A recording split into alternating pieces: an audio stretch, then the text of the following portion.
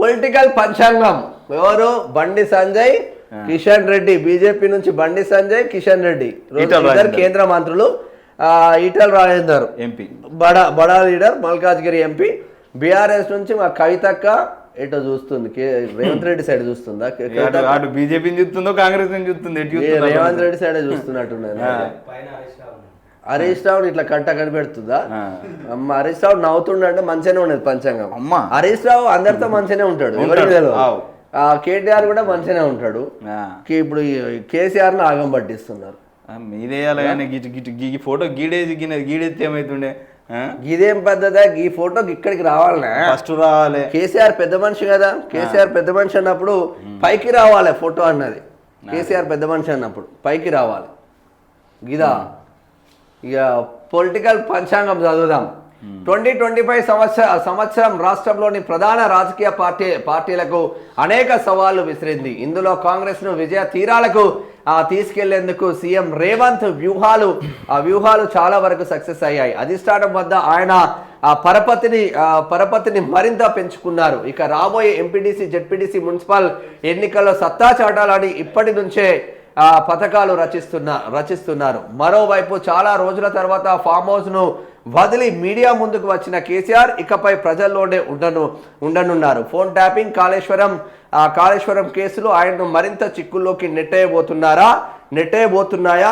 పార్టీలో రెండో స్థానాన్ని కాపాడుకునేందుకు కష్టపడుతున్న కేటీఆర్ ఫార్ములా ఈ కార్ రేస్ కేసులో జైలుకు వెళ్లే ఛాన్స్ ఉందనే ప్రచారం జోరుగా సాగుతున్నది. మరి కొత్త ఏడాదిలో ఆయన అరెస్టు కానున్నారా? హరీష్ రావు సైతం రాజకీయంగా గడ్డు పరిస్థితులు ఎదుర్కొనే అవకాశాలు ఉన్నాయి. ప్రధానంగా ఫోన్ ట్యాపింగ్ కేసులో అరెస్టు తప్పదని ఇప్పటికే ప్రచారం జరుగుతున్నది. నిజంగానే ఆయన అరెస్టు కాబోతున్నారా? బీఆర్ఎస్ నుంచి బయటికి వచ్చిన కల్వకుంట్ల కవిత సొంత వ్యూహాలు రచిస్తున్నారు. జనం బాట పట్టి రాజకీయ పార్టీ పెట్టేందుకు కావాల్సిన భూమికను సిద్ధం చేసుకునే పనిలో నిమగ్నమయ్యారు. కొత్త ఏడాదిలో ఆమె ఎలాంటి నిర్ణయం తీసుకోబోతున్నారు?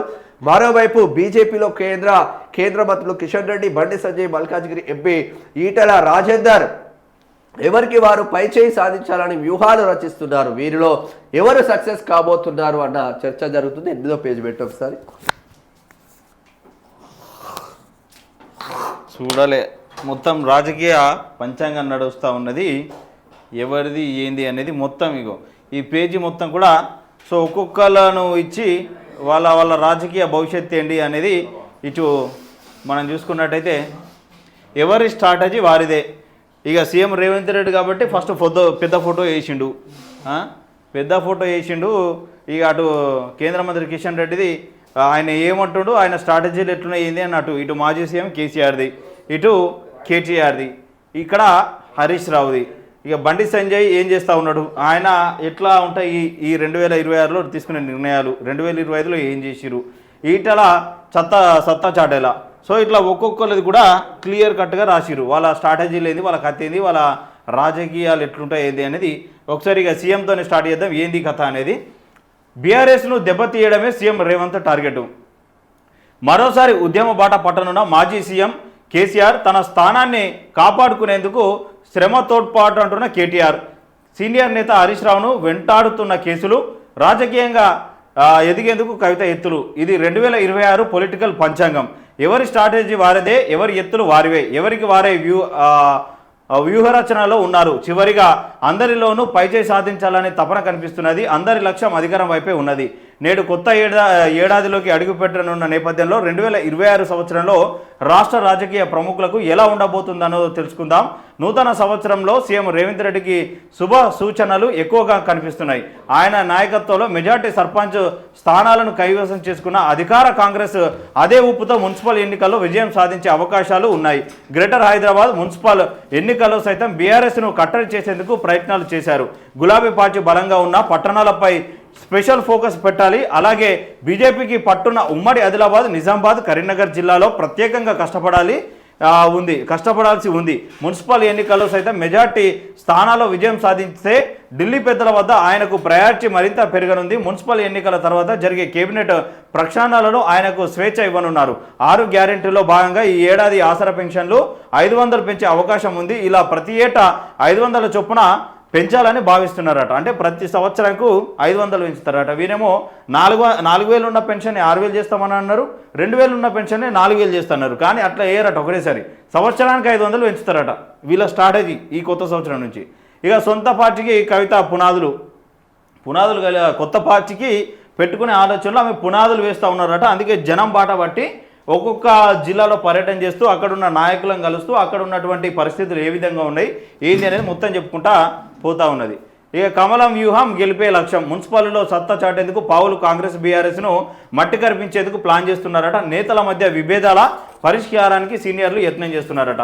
చాలా రోజుల నుంచి జరుగుతూ ఉన్నది. బీజేపీ లీడర్లలో అనేక ఘర్షణలు జరుగుతూ ఉన్నాయి, వాళ్ళ మధ్యనే విభేదాలు జరుగుతూ ఉన్నాయి, మనం చూస్తూ ఉన్నాం. ఇటు రాజాసింగ్ను కూడా తీసేసినటువంటి పరిస్థితి మనం చూసినాం. సో వీళ్ళ మధ్యలోనే ఈ విభేదాలు కనబడుతూ ఉన్నాయి. ఈ సంవత్సరం నుంచి అన్న ఈ విభేదాలు పోయి మున్సిపల్లో పట్టు సాధించేటందుకు ప్లాన్ చేస్తూ ఉన్నారట. ఇక మాజీ సీఎం కేసీఆర్ మళ్ళీ జనం బాట పడుతూ ఉన్నారు. ఈ 2026 నుంచి ఇవాళ 1వ తారీఖు రేపటి నుంచి అసెంబ్లీ సమావేశాలు జరుగుతాయి. నిజంగానే ఈయన జనం బాట పట్టినట్టు ఆయన నిరూపించుకోవాలంటే రేపు జరిగే అసెంబ్లీ సమావేశాలలో కేసీఆర్ పాల్గొనాలి, లేకపోతే ఉత్తమాటలు అవుతాయి. ఇక ఇట స్థానాన్ని కాపాడుకునే పనిలో కేటీఆర్. ఈయన ఈ మధ్య పార్టీని అనేక రకాలుగా డ్యామేజ్ చేశారనే వార్తలు వింటా ఉన్నాం, వాళ్ళ పార్టీ లీడర్లే చెప్తా ఉన్నారు. సో ఆ స్థానాన్ని కాపాడుకోవాలంటే పార్టీలో 2వ స్థానంలో కొనసాగుతున్న మాజీ మంత్రి కె తారక రామారావు ఆ స్థానాన్ని కాపాడుకునేందుకు తీవ్ర కష్టపడాల్సి ఉంటుంది. మున్సిపల్ ఎన్నికల్లో రాష్ట్ర వ్యాప్తంగా అన్ని పట్టణాలు కార్పొరేషన్లలో పార్టీ అభ్యర్థుల గెలుపు కోసం బాధ్యతలు తీసుకోవాలి. ఒకవేళ అనుకున్న స్థాయిలో ఫలితాలు రాకపోతే కేటీఆర్ ఫెయిల్యూర్ లీడర్ గా ముద్రపడే ఆ ప్రమాదం ఉంటుంది.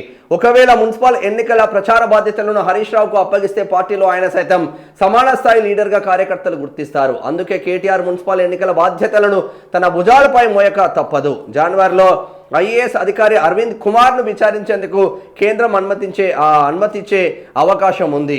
దీంతో ఆయన కేసులో జైలుకు వెళ్లే ఛాన్స్ ఉంటుందని ప్రచారం జోరుగా సాగుతున్నది. అలాగే ఫోన్ ట్యాపింగ్ కేసు సైతం ఆయనను వెంటాడే ప్రమాద ఛాయలు కనిపిస్తున్నట్లు తెలుస్తా ఉంది.